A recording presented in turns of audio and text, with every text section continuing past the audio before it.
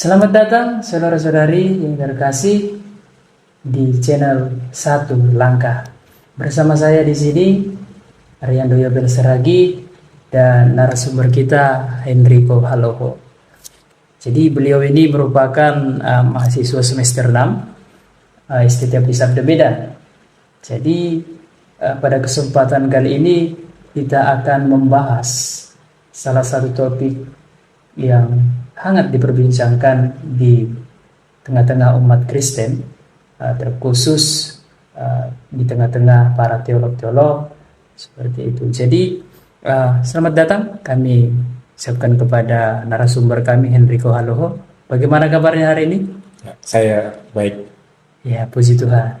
Jadi saudara Henrico Haloho, seperti yang saya sampaikan tadi di awal, bahwasanya salah satu topik yang hangat diperbincangkan pada saat ini yaitu masalah kristologi ataupun siapakah Yesus itu, seperti itu.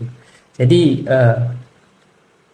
menurut saudara sendiri selaku mahasiswa teologi, bagaimana sebenarnya ataupun siapakah sebenarnya Yesus itu? Ya. Yesus itu adalah pribadi yang memang dari awal perjanjian lama sudah dibuatkan kedatangannya untuk menghapus dosa manusia. Jadi Yesus itu mempunyai banyak sekali sebutan. Di dalam perjanjian baru, Petrus sendiri juga mengenal Yesus sebagai Mesias. Dan juga ada yang mengatakan bahwasannya dia adalah Tuhan. Melalui kesaksian Yohanes kita bisa melihat bahwasannya Yohanes sendiri menyebutkan Yesus itu adalah anak Allah, dia adalah Tuhan. Nah, jadi bisa kita lihat bahwasannya di dalam Alkitab sendiri tertulis Yesus itu adalah Tuhan. Dan bisa kita mengerti bahwasannya kesaksian itu memang sudah kita lihat bukan hanya dari satu orang saja, namun dari beberapa orang juga. Dan inilah menjadi landasan orang-orang Kristen percaya bahwasannya Yesus itu adalah Tuhan. Dan dia adalah anak Allah yang sudah diutus untuk menebus dosa manusia. Ya, baik. Saudara tadi Anda mengatakan bahwasanya Yesus itu adalah Allah dan Yesus itu juga adalah manusia, seperti itu. Namun sebelum kita masuk kepada topik tersebut yang mengatakan bahwasanya Yesus itu Allah dan Yesus itu manusia, seperti itu. Namun kita harus mengetahui terlebih dahulu seperti itu. Bagaimana sebenarnya perjanjian lama, artinya apakah Yesus ini sudah digambarkan ataupun sudah ada dalam perjanjian lama seperti itu? Ya, melalui yang sudah saya pelajari juga dari kampus, bahwasanya Yesus itu sudah dinubuatkan dari seorang nabi yang jelas menyebutkan bahwasannya Yesus itu adalah utusan dari Allah. Allah akan memberikan sebuah gambaran tentang Yesus melalui nabi-nabi yang sudah diutusnya juga.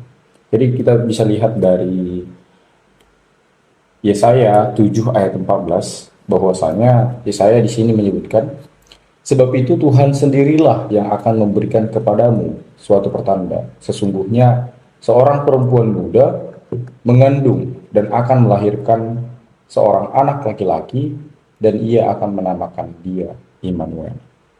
Jadi Yesus itu adalah penyelamat. Dalam bahasa Ibrani Yesus itu disebut Yeshua dan artinya itu adalah penyelamat. Nah, kata Immanuel ini disebut bahwasanya Tuhan beserta kita. Tuhan mau memberikan kepada kita bahwasanya Tuhan selalu menanamkan perjanjiannya kepada bangsa Israel dan juga kepada kita yang percaya kepadanya. Sehingga penyertaan Tuhan itu terlihat jelas bahwasanya mulai dari Abraham, keturunan Abraham, sampai kepada Yesus Kristus itu memiliki garis keturunan yang sangat-sangat jelas digambarkan dalam Matius 1 sampai 17. Jadi dari perjanjian lama 14 keturunan dari Abraham sampai kepada Daud dan 14 keturunan dari Daud sampai ke pembuangan dan 14 keturunan dari pembuangan Babel sampai kepada Kristus. Jadi dari perjanjian lama itu Tuhan sudah merancang sangat-sangat detail tentang Yesus yang akan datang menyelamatkan kita yang percaya kepadanya. Baik, saudara tadi menyebutkan kata keselamatan seperti itu. Nah, dan saudara juga tadi menyebutkan kata janji. Nah, ada tidak hubungan antara janji Allah itu dengan keselamatan seperti itu? Bagaimana, saudara? Ya, ini dilatar belakangi dengan manusia yang sudah jatuh ke dalam dosa. Jadi Yesus itu sama halnya seperti gambaran Allah yang kudus. Manusia yang sudah jatuh ke dalam dosa semenjak Adam, mereka itu tidak mampu lagi untuk menyelamatkan dirinya karena dosa itu sudah mendarah daging. Oleh sebab itu, mahasiswa teologi pasti tahu bahwasanya manusia telah hidup dalam daging dan janji keselamatan itu harus digenapi melalui pengorbanan Yesus di kayu salib. Nah, Yesus yang disebutkan bahwasanya ialah gambaran dari manusia yang seharusnya manusia yang di awal penciptaan itu yang memang segambar dengan Allah. Bahkan Yesus itu memang adalah Allah itu sendiri. Dan Allah sendirilah yang akan menyelamatkan manusia dari dosa. Jadi bukan karena manusia itu sendiri, perbuatan manusia yang mampu menyelamatkan dirinya dari keberdosaannya, namun Tuhanlah yang akan membuat manusia menjadi kudus kembali melalui Yesus Kristus. Oleh sebab itu, keselamatan hanya berasal dari Yesus dan berasal dari Allah itu sendiri. Oke, baik. Jadi jelas ya bahwasanya janji Allah itu adalah keselamatan bagi manusia melalui pengorbanan Yesus Kristus di kayu salib. Nah, menarik ini saudara, dan tadi juga saudara menjelaskan bahwasanya Yesus itu adalah Allah dan Yesus adalah manusia seperti itu. Nah, bagaimana kedua hal ini? Terlebih dahulu kita membahas yaitu tentang Yesus itu adalah Allah. Nah, menurut saudara sendiri, bagaimana sebenarnya kita bisa mengerti bahwasanya Yesus itu adalah Allah? Ya, Yesus itu adalah Allah. Mengapa? Karena manusia itu masih ada keterkaitan dengan dosa. Namun Yesus tidak ada keterkaitan dengan dosa. Yesus itu tidak berdosa. Yesus itu hidup kudus. Nah, mengapa saya mengatakan tersebut? Dalam Alkitab sendiri, kita mengetahui bahwasannya Yesus itu tidak pernah melakukan dosa.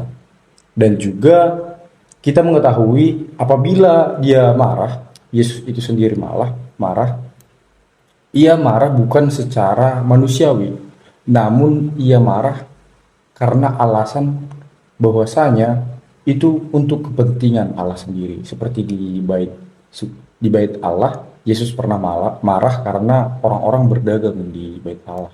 Dan apa yang kita ketahui bahwasanya ketika Yohanes Pembaptis sendiri juga, bahwasanya Yohanes sendiri tidak mampu untuk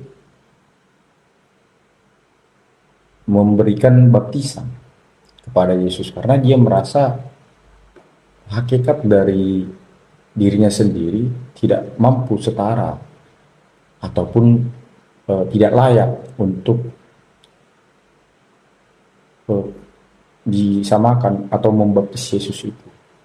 Dan juga kita dapat mengetahui bahwasanya dari Yohanes 14 ayat 6 begini Yesus mengatakan di Alkitab. Yesus mengatakan dari Alkitab, saya kutip, "Akulah jalan dan kebenaran dan hidup. Tidak ada seorang pun yang datang kepada Bapa kalau tidak melalui aku." Jadi Yesus itu merupakan bagian yang memang kebenaran tersebut dan hidup. Nah, sehubungan dengan dosa, Yesus itu digambarkan bahwasanya ia adalah pribadi yang kudus. Dan juga ketika Yesus mati, yaitu pastinya bangkit. Dan itu juga membuktikan bahwasanya Yesus telah menaklukkan maut tersebut. Tidak ada keberdosaan di dalam Yesus. Karena dia kudus. Apabila manusia yang tidak kudus, ia pastinya akan mati dan tidak mampu untuk bangkit dari kematiannya. Baik, saudara. Jadi jelas tadi mengatakan bahwasanya Yesus itu adalah Allah seperti itu. Namun yang menjadi pertanyaannya lagi, apakah ada pengakuan baik dari pengikutnya ataupun dari Yesus sendiri yang mengatakan bahwasanya dia adalah Allah seperti itu?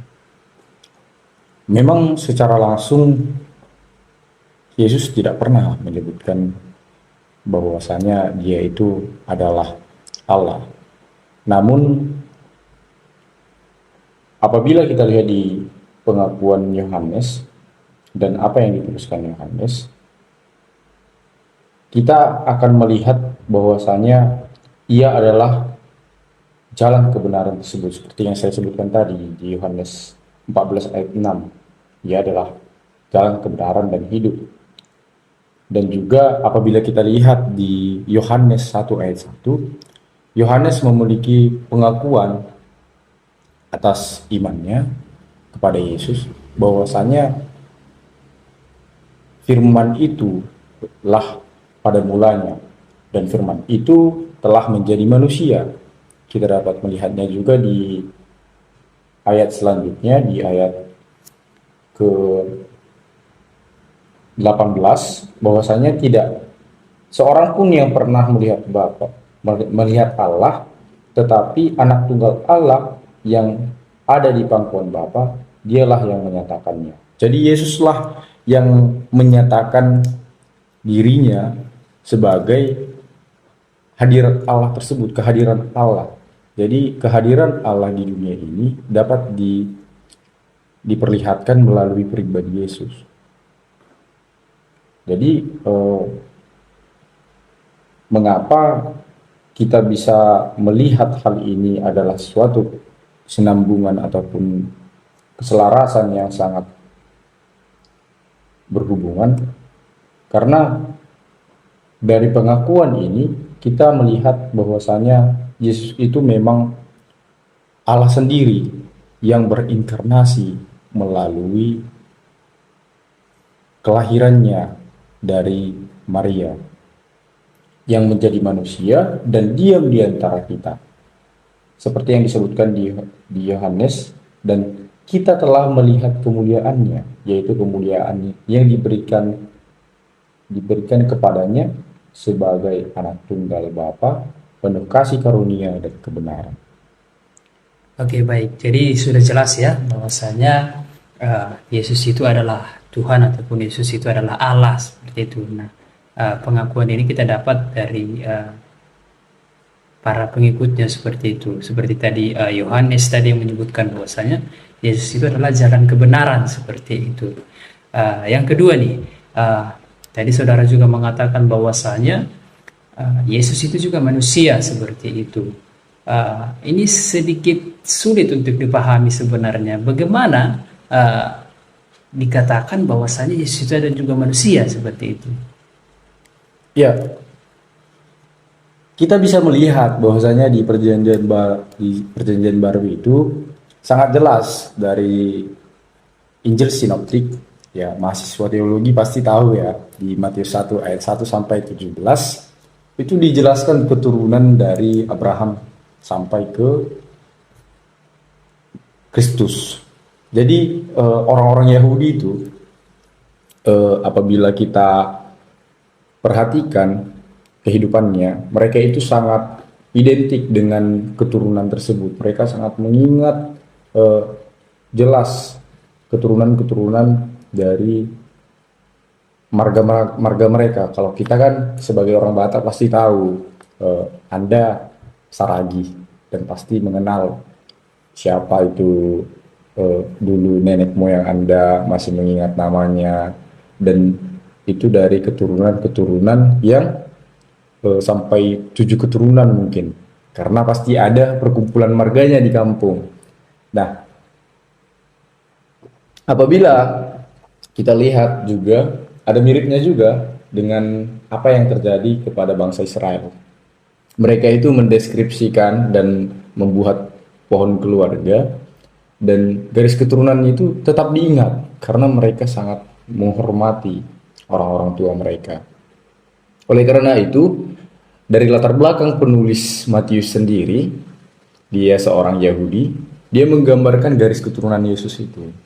Jadi sangat jelas bahwasanya Yesus itu memiliki garis keturunan dan ia benar-benar manusia. Dan juga apabila kita lihat juga di Injil Sinoptik, pastinya mahasiswa-mahasiswa teologi juga tahu ketika Yesus itu sedang melayani dan mereka orang-orang yang di Israel menganggap bahwa Yesus itu hanyalah seorang anak tukang kayu dan sangat dikenal dia itu adalah anak Yusuf, dan mereka menolak kehadiran Yesus di situ karena ya dia manusia kok gitu. Kenapa dia berkata bahwasanya seperti meninggikan dirinya, ada rasa kesombongan dari sudut pandang orang-orang yang sekampungnya pada saat itu. Jadi kita juga melihat bahwasanya dari apa yang dialami Yesus ketika penyalibannya, dia benar-benar mati setelah penyalibannya, dan juga dia benar-benar manusia dari secara fisik kita dapat melihatnya, dan juga setelah kebangkitan ketika berjumpa dengan murid-muridnya, bekas dari luka di tangan Yesus setelah penyaliban itu masih ada. Dan itu saya rasa mendeskripsikan bahwasanya Yesus itu adalah benar-benar anak manusia dan seorang manusia. Oke, baik. Jadi saudara tadi sudah mengatakan bahwasanya lewat penjelasan saudara tadi, Yesus itu adalah Allah dan Yesus itu adalah manusia. Nah, terakhir nih saudara, terkhusus buat umat Kristen, ya disebut juga orang-orang percaya seperti itu dalam hal iman, dalam hal kepercayaan. Apa ini implementasi ataupun apa aplikasinya dari penjelasan bahwasanya yang mengatakan Yesus itu adalah Allah dan Yesus adalah manusia seperti itu. Apa yang bisa kita jadikan implikasi dalam kehidupan kita selaku orang percaya?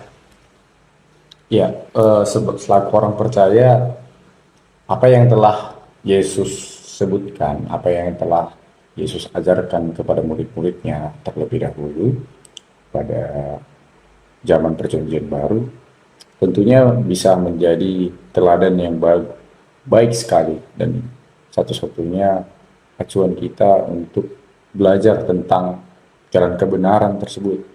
Dan ketika kita menjalankan apa yang diperintahkan Yesus kepada kita, kita juga mendapatkan perintah juga dari Allah Bapa. Dan apa yang telah kita terima sebagai bentuk keselamatan dari Yesus itu, ketika kita imani, kita akan memperlihatkan buah-buah dari apa yang telah kita imani.